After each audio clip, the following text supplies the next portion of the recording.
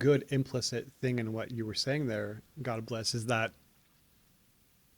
finding out what your natural talents are and then finding a way to utilize those to solve something that's needed, and that's outside of yourself, right? Is super important, because that means you shouldn't just look at your desires. You shouldn't just say, well, what do I want to do?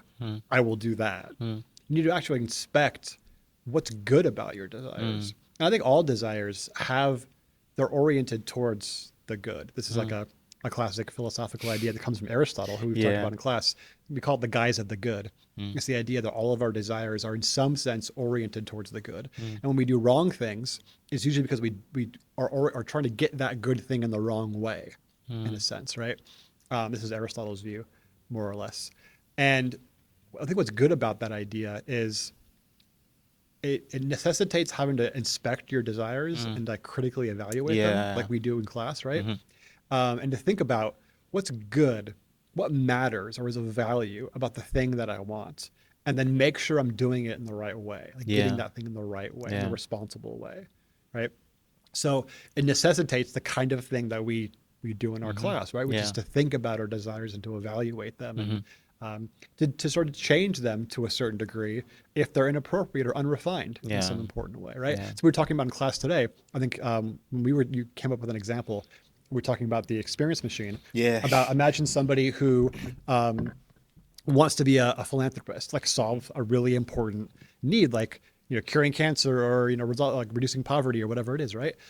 Imagine someone who merely wants the experience of having helped people, right? Versus someone who actually wants to help people. Obviously, we want both, right? If you're a philanthropist, you also want the experience of having helped people, but do you want that experience by itself? Is that all that matters to you? Or do you want that experience to be grounded in a reality of actually helping people, right? I think we'd all say that the person who wants that experience to be grounded in reality really understands the value of that experience.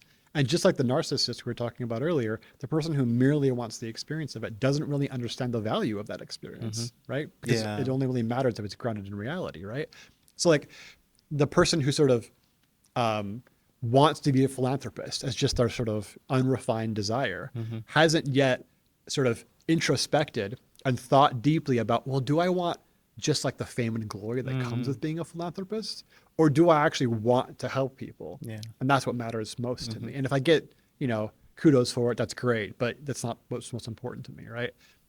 So you could find yourself having a desire and not know which of those you want, right? You actually have to like introspect and think deeply about your own desires to figure out which of those you want. And then if you find out you want the wrong thing, then you actually have to do some personal work to change. So by what standard are we supposed to kind of compare our desires with, to see if they are good? Because sometimes, if we don't have like an objective standard to look up to, then everyone thinks anything goes, right? So something it can be like, for example, culturally bound, right? In certain cultures, certain things are perceived to be okay, or like you can do certain things, but is there like an objective way to look at how to compare your desires with something so that that thing will be a guiding line to you as you kind of like, by your desires, begin to help people or begin to do something, or something like that? Yeah, I mean, that's tough, right? We've talked a bit about it in class about it, whether or not there's some objective standard by which we can measure our desires. So, I mean, one thing to say about that is this idea of the guise of the good we were talking about before is helpful here, I think. If all desires, or at least all non-pathological desires, are oriented towards the good in some way, then you already have a key, which is that like if you find yourself having a desire, like a deep desire that matters a lot to you, something about that desire is oriented towards the good. It's aimed at the good. You just have to like dig through the muck to find like the piece of gold that's in the muck, right? It's there though, right? You just got to find it. There's no concern about whether it's not it's there. It'd be very different if like you didn't even know where to look, Exactly. right? Exactly. So something about what you desire is good. But then I think one point you made earlier that's super important here. This is why you can't do this by yourself. Mm, Like leadership, like having mentors, having mm, people who care about you in your life who are your peers. so true. All these things matter deeply because we're not very good at all by ourselves Mm, doing like critical reflection and exactly. evaluation, right? We need books to read, and we need art to engage with Mm-hmm. who can challenge that can challenge us, right? We need close friends who are going to be willing to say tough things to us. We need parents and mentors and other figures who are wiser than we are, Mm, who can help us because they've done the same thing and they've made mistakes that they can then help us not mm, make, right? mm-hmm. So we have to do this all interdependently, as you were talking Exactly. about earlier. It's Mm-hmm. not a project you can do all Yeah, on your it's not own. a solo thing. Yeah. There are no saints who go off into the mountains and then become, perfected, right? And maybe some people can do that. That seems extremely rare, right? We need each other Yeah, to do this. true. True. We've been dancing around this topic of life and everything about life. In one like last thing, what do you think is worth pursuing for young people? Not like giving like a general answer, but like in your perspective, what are some of the things that are worth pursuing? Because most of the things that I keep reflecting on, they come and then they go. It's kind of like seasonal, based on the kind of year range you are, how old you are, and all those things. At some point, those appetites begin to die, and then I think I read it somewhere that some of the desires that we crave for very young, right, or we kind of like gravitate towards at this early age in our lives, at some point they'll just die out, and then you begin to wonder why you were doing it in the first place. So it means if life is this important and beautiful, then there are certain things that should be important, right? In my opinion, I think purpose is one of them.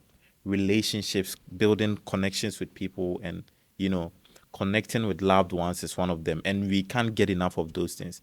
What do you think are some of the things that are worth pursuing as young people?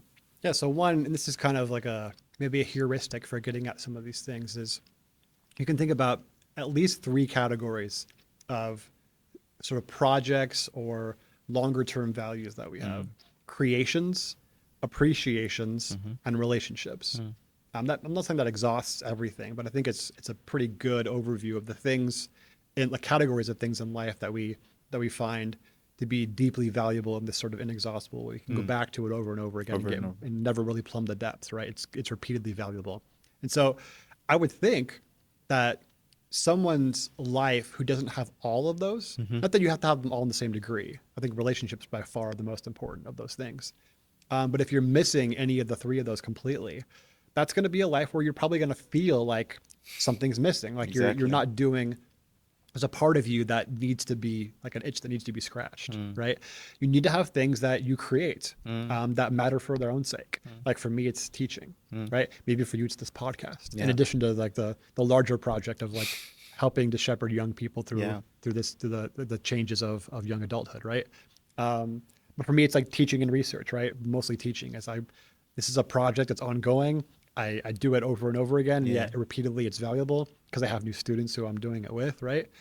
That's my creation. Appreciations are other people's projects Mm. that you get to appreciate as someone who's affected by it or can learn more about yourself and about other people through it. I Mm. mean, art is that way. I think me coming on your podcast Yeah. and seeing how you do your project is Mm-hmm. a kind of appreciation, right? We have that too.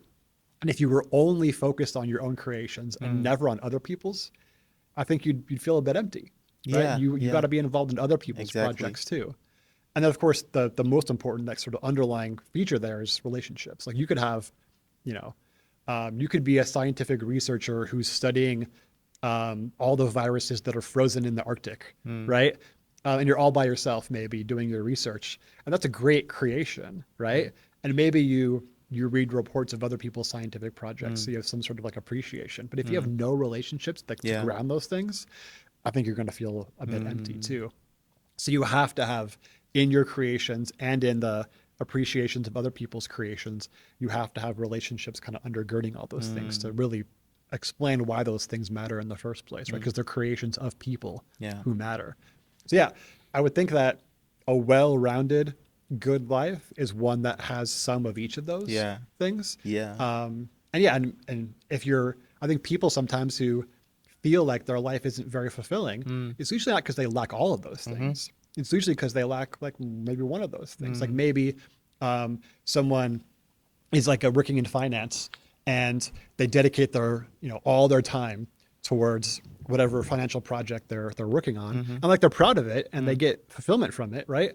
But then they like their relationships with their family and their friends suffer because of it, Yeah. and so they feel like something's missing. Well, the thing that their emotions are telling them is like, we need a rebalancing Exactly. of these values, right? One thing that matters a lot more than we're giving it time to.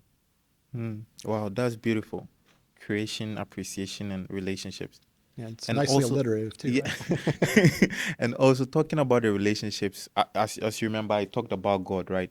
Having a relationship not just with our fellow human beings, but also with the divine is something that's very beautiful. Because you know, there are certain things that our human relationships cannot get us through. That's why people get to the point where they can commit suicide. Because, like, looking at it, like, they have, in fact, for some of them, even the day or hours before they did that thing, they had people right around them, like they were having fun, they were all enjoying, but they were still lacking something, right?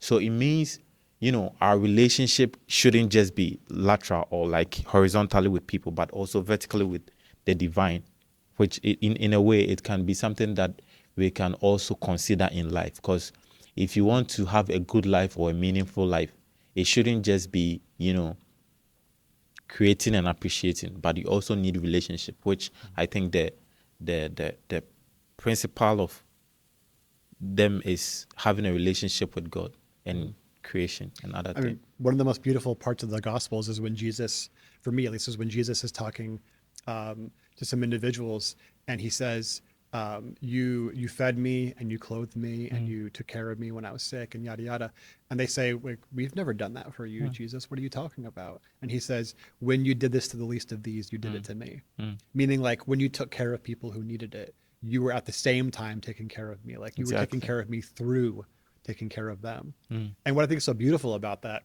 is that it tells us that people are sacred, right? They have a special kind of value that nothing else really has. And so I would think that you could have relationships with people and then not really understand that they're sacred or treat them as if they are sacred, have this kind of special Yeah. significance, right?